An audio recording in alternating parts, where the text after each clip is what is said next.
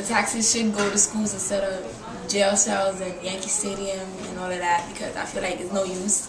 Students, we have overcrowding in schools, we have too much violence, we don't have enough books, no computers, no desk, all the desks got gum on them. There's no, like, some schools don't even have gym, and gym is a part of school. So yeah, that's what education is sinking, and the government needs to pay more attention to education as opposed to, you know, putting more money into prisons and other projects that don't help the students in any way. I feel that the youth is important, and our taxes should be put into good use rather than something that's not going to benefit us. They actually do, the government, listen to the people, the taxpayers, that they should probably will get a different building for our school, because we share another school, and on top of that, we don't have windows. So personally, I believe that the government should use pretty much the taxes that they're getting from the people towards schools, because I personally went to a school where there was limited funding.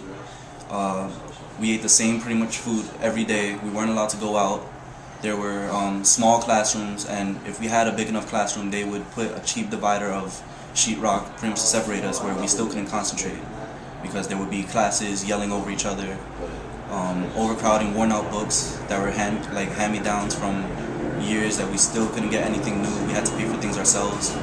So as a student, I feel powerful because I feel like I'm trying to make a change for something that can help for like a bigger cause. Like I'm one more person that's helping towards it, so therefore I'm helping towards making something successful. Our school is overcrowded and we don't have like a lot of textbooks or anything. What school you go to again? Aulai Leadership Institute High School. Okay. And so if it all goes well, we might be able to get like more textbooks and more supplies to our school, and maybe more funds to help it. Okay. So, personally, what will you go up and say to people tomorrow? Personally, if I could, I would tell them to help us out as best as they could, because like everyone's gonna get affected, and they say that the job is like we're the future. There's not gonna really be a future if they don't help.